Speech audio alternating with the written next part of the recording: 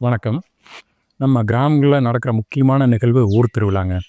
இந்த ஊர் திருவிழாங்கிறது நம்ம ஊரோட காவல் தெய்வமான அம்மனுக்கு நோன்பு சாட்டு விழா எடுத்து கொண்டாடக்கூடிய ஒரு நிகழ்வு. இந்த அம்மன்கள் பெரும்பாலும் மாரியம்மனாகவோ காளியம்மனாகவோ இருக்கும். இந்த விழாவும் பார்த்திங்கன்னா கோடை காலத்தில் பங்குனி, மாசி, பங்குனி, சித்திரை இந்த மாதங்களில் நடைபெறக்கூடிய விழா. ஊர் திருவிழாங்கிறது நோம்பி சாட்ட கூட்டம் போடுறதுலேருந்து ஆரம்பிக்குங்க. நோம்பி சாட்ட கூட்டம் போடுறது, நோம்பி சாட்டுறது, கம்பம் போடுறது, கும்பம் தாளித்து சக்தி அழைத்தல், அம்மனுக்கு திருக்கல்யாணம், மாவிளக்கு எடுத்தல், கிடா வெட்டி பொங்கல் வைத்தல், பூவோடி எடுத்தல், கம்பம் கும்பம் கங்கையில் விடுதல், மஞ்சள் நீராடி சப்பாரம் எடுத்தல், அபிஷேக பூஜை என்ற வகையில் இந்த ஊர் திருவிழா நடக்குங்க. ஆனால் இந்த நிகழ்வுகளெல்லாம் நீங்கள் நிறைய காணொலியில் பார்த்துருப்பீங்க, நேரிலையும் பார்த்துருப்பீங்க. ஆனால் ஊர் திருவிழா என்பது ஊர் மக்கள் மனதில் ஏற்படுத்தப்படும் ஒரு தாக்கத்தையும் அதனால் அவர்கள் மனதில் ஏற்படும் நுட்பமான மாற்றத்தையும் பற்றி யான பதிவு தான் இது. பேசலாம் வாங்க.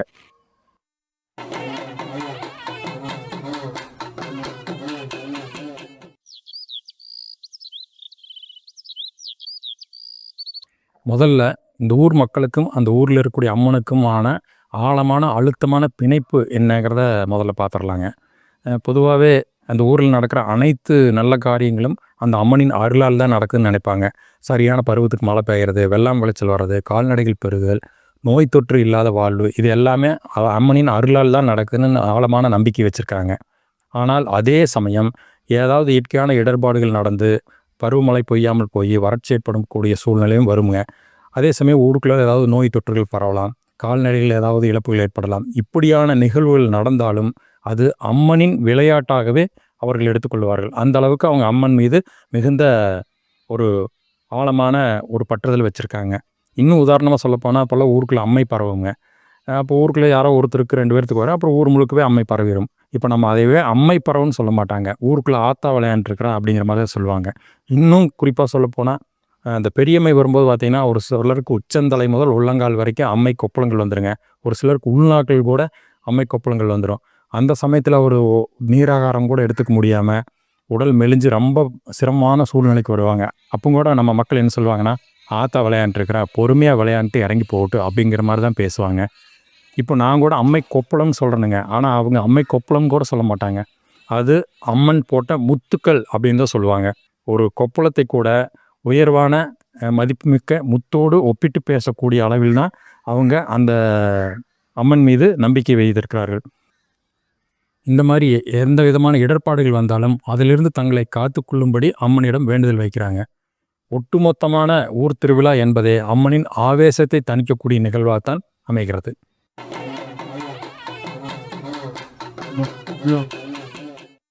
பொதுவாகவே ஊருக்குள்ளே நோம்பி சாட்டலான்னு பேச்சடி விடும்போது நம்ம மக்கள் அதுக்கு உண்டான மனநிலைக்கு தயாராகிறாங்க. கிராமங்களில் பெரும்பாலும் விவசாயம் சார்ந்த தொழில் தான் ஈடுபட்டு இருப்பாங்க. இப்போ நோம்பி சாட்டலாம் அப்படிங்கிற பேச்சு அடிவிடும் போதே அவங்க சீக்கிரம் முடிக்க வேண்டிய விவசாய வேலைகளெல்லாம் முடிச்சு வச்சுருவாங்க. இல்லை அந்த வேலை முடிக்க முடியாது அப்படிங்கிற தெரிகிற சூழ்நிலையில் நோம்பி முடிஞ்சு அந்த வேலையில் ஆரம்பிச்சுக்கலான்ட்டு அதை கொஞ்சம் ஒத்தி வச்சுருவாங்க. அடுத்தது அவங்க நோம்பி திருவிழாவை கொண்டாடக்கூடிய மனநிலைக்கு தயாராகிறாங்க. வீடு வாசல் சுத்தம் பண்ணுறதுங்க, வெள்ளை அடிக்கிறது, வீடு வாசல் சாணி போட்டு மெழுகி கோலம் போட்டு வைக்கிறது, நேர்த்தி கடன் அல்லது வேண்டுதல்கள் இருந்தால் அதை நிறைவேற்றுவதற்குண்டான ஏற்பாடுகளை செய்கிறது, உறவு முறைகளுக்கு அழைப்பு விடுகிறது, புது துணி எடுக்கிறது, இந்த மாதிரியான திருவிழாவை கொண்டாடக்கூடிய, திருவிழாவை எதிர்நோக்கி திருவிழாவை கொண்டாடக்கூடிய மனநிலைக்கு அவர்கள் மாற்றம் பெறுகிறார்கள். ஒட்டுமொத்த ஊருமே பார்த்திங்கன்னா சுத்தப்படுத்தப்படுதுங்க. இதுவரை இருந்த அவங்க சோர்ந்து இருந்த சூழல் மாறி புத்துணர்வான சூழ்நிலைக்கு அவர்கள் மாற்றம் பெறுகிறார்கள்.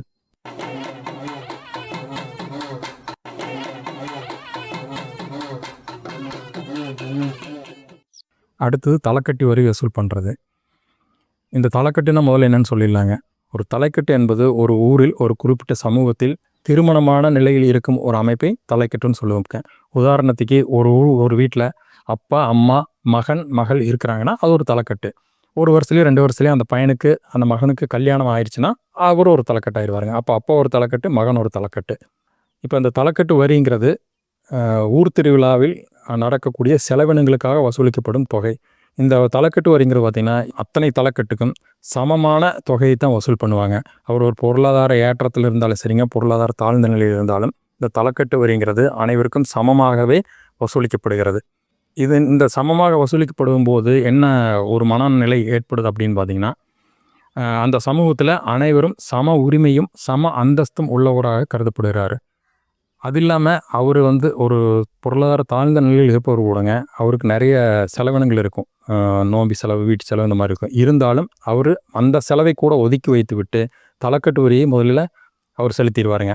இதன் மூலம் அவர் அந்த ஊரில் தன் இருப்பை தக்க வைத்துக் கொள்ளக்கூடிய ஒரு மனநிலையை உருவாகிறார்.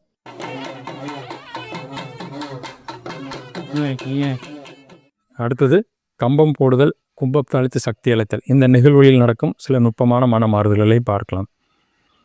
இப்போ கம்பம் எடுக்கும் போதும், சக்தி அழைக்கும் போதும் அந்த நிகழ்வுகள் பார்த்தீங்கன்னா, பம்பை, தவில், உடுக்கை, நாதஸ்வரம் இதெல்லாம் இந்த இசைக்கருவிகளோடு சேர்ந்து சாமி அழைப்பாங்க. இந்த சாமி அழைக்கிற போது அந்த நிகழ்வுகளில் கலந்துக்கக்கூடிய ஒரு சிலருக்கு அருள் ஆடுவாங்க.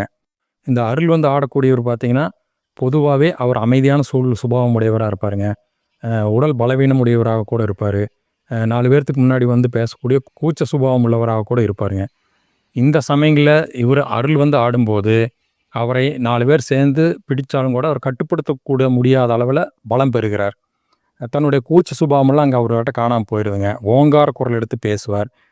அவருடைய அமைதியான நிலை அங்கே ஆபாசமான நிலைக்கு மாறுகிறது.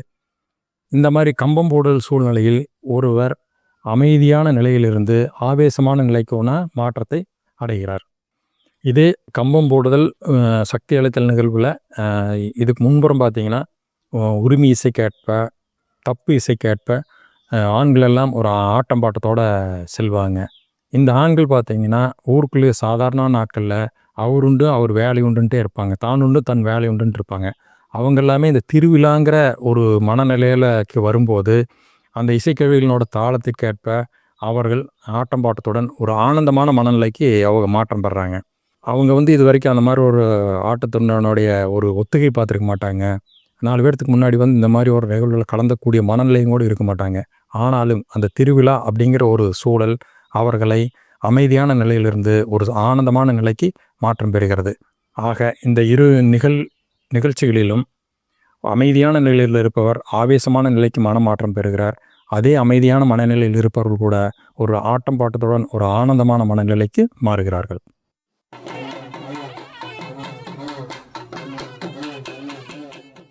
அடுத்த நிகழ்வு மாவிளக்கு எடுத்தல். இந்த மாவிளக்கு எடுத்தல்ங்கிறது பெரும்பாலும் பெண்களுக்கான நிகழ்வாகவே இருக்கிறது. இந்த நிகழ்வு பார்த்திங்கன்னா 2 பெண்களை பற்றி நம்ம பேசலாம். ஒருத்தவங்க இந்த வருஷத்தில் இந்த ஊர்லேருந்து கல்யாணம் பண்ணி வெளியூர் போயிருப்பாங்க. அதாவது இந்த ஊர் மகளாக இருந்து வெளியூரின் மருமகளாக மாறியிருப்பாங்க. அவங்க இந்த திருவிழாவுக்கு வந்திருப்பாங்க. அதே மாதிரி இன்னொரு பெண் பார்த்திங்கன்னா, வெளியூர்லேருந்து கல்யாணம் பண்ணி இந்த ஊருக்கு வந்திருப்பாங்க. அதாவது வெளியூரின் மகளாக இருப்பாங்க, இந்த ஊர் மருமகளாக இருப்பாங்க. இவங்க 2 பேர்த்துக்குமே இந்த திருவிழாங்கிறது முதல் திருவிழாவாக இருக்கிற சூழ்நிலையில் அவங்க 2 பேருடைய மனநிலையும் மிகுந்த உணர்வு கொந்தளிப்பில் இருக்குங்க. வெளியூர் கல்யாணம் பண்ணி இந்த ஊருக்கு வந்திருக்கிற பொண்ணு பார்த்தீங்கன்னா, அந்த மாவிளக்கு எடுத்துகிட்டு போகிறபோது அவங்க சந்திக்கக்கூடிய பழைய உறவுகள், பழைய சொந்தங்கள், பழைய நட்புகள் இதையெல்லாம் பார்த்து அவங்களோட பேசி ரொம்ப உணர்ச்சி மிகுந்த மனநிலையில் இருப்பாங்க. அவங்களுக்கு இந்த ஊரினுடைய பழைய நினைவுகளெல்லாம் அவங்க மனசுக்குள்ளே அலமோதிட்டே இருக்குங்க. அதே மாதிரி வெளியூர்லேருந்து இந்த ஊருக்கு கல்யாணம் பண்ணிட்டு வந்த அந்த மருமகள் பார்த்தீங்கன்னா, மாவிளக்கு கூட்டத்தில் எல்லாமே புதிய முகங்கள், புதிய உறவுகள், புதிய அறிமுகங்கள் ஏற்படுங்க. அவங்க இவங்ககிட்ட நலம் விசாரிப்பாங்க. இவங்க யார் அவங்க யாருங்கிற ஒரு விசாரணைகள் நடக்கும். இந்த விசாரணைக்கு நடுவுலையே அவங்க அந்த பொண்ணோட மனநிலையில் அவங்க பிறந்த ஊரில் நடக்கக்கூடிய திருவிழா சம்பவங்கள் எல்லாம் மனசுக்குள்ளே அலமோதிட்டு இருக்குங்க. ஆக இந்த 2 பெண்கள் மனதில் இந்த மாவிளக்கு ஊர்வலம் என்பது அவர்கள் பழைய நினைவுகளை மீட்டெடுக்கக்கூடிய நிகழ்வாக அமைகிறது. இன்னும் அழகாக சொல்லப்போனால் அவர்கள் மாவிளக்கை மட்டும் சுமக்கவில்லை. அந்த மாவிளக்கின் மேல் அலங்கரிக்கப்பட்டிருக்கும் வண்ண வண்ண பூக்களைப் போல் அவர்கள் மனதிலும் வண்ண வண்ணமான எண்ணங்களையும் சுமந்து செல்கிறார்கள்.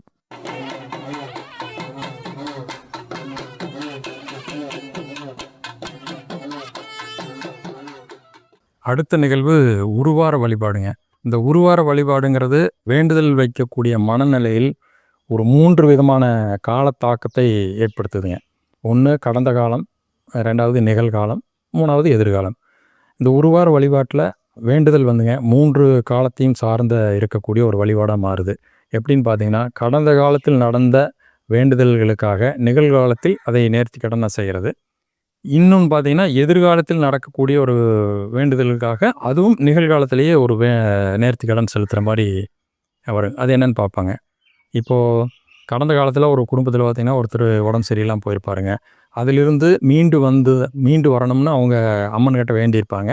அதிலிருந்து அவர் மீண்டு வந்திருப்பாரு. அதற்காக நிகழ்கால திருவிழா சமயங்கள்ல அவருக்கு ஒரு ஆண் உருவமோ, பெண் உருவமோ உருவாரம் கொண்டு போய் கோயில்ல வச்சு அந்த நேர்த்திக் கடனை நிறைவேத்துவாங்க.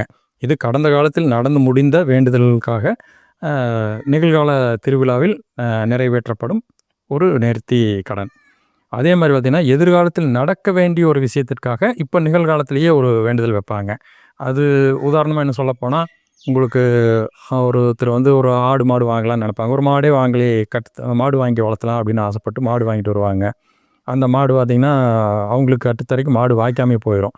ஒண்ணு இருக்கிற மாடு செனை நிக்காதுங்க. வாங்கிட்டு வர மாடு அங்க வீட்ல இருக்கிற பெண்கள் போய் மேய்க்க புடிச்சிட்டு போனா ஒண்ணும் பண்ணாது. ஆண்கள் போய் மேய்க்க போனாங்கன்னா பாய்ச்சலுக்கு வருங்க.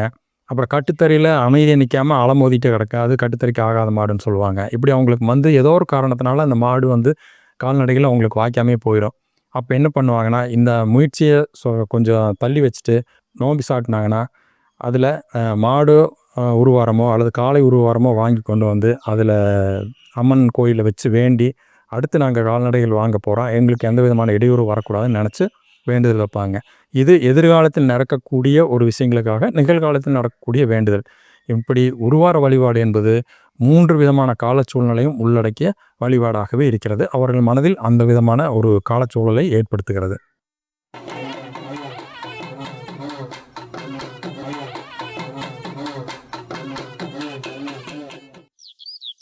அடுத்த நிகழ்வு மஞ்சள் நீராடுதல், சப்பரம் எடுத்தல்.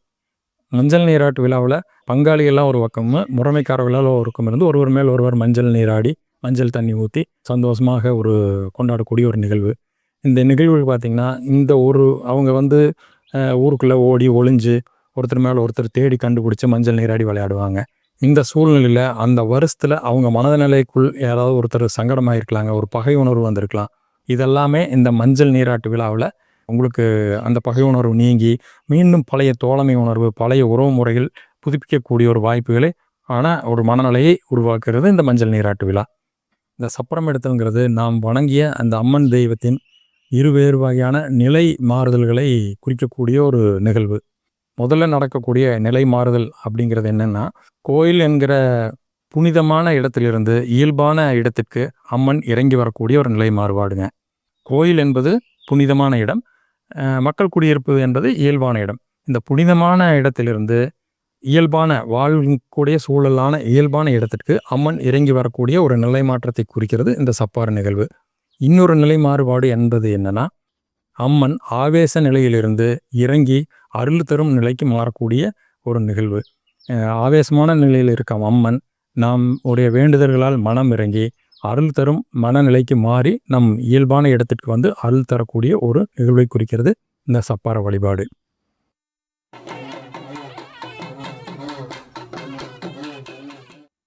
ஒட்டுமொத்தமாக திருவிழா என்பது நம் சமூக அமைப்பில் பெருங்குழுவாக இணைந்து நிகழ்த்தப்படும் ஒரு நிகழ்வு. இது நம் சமூக ஒற்றுமைக்கு ஒரு உதாரணமாக திகழ்கிறது.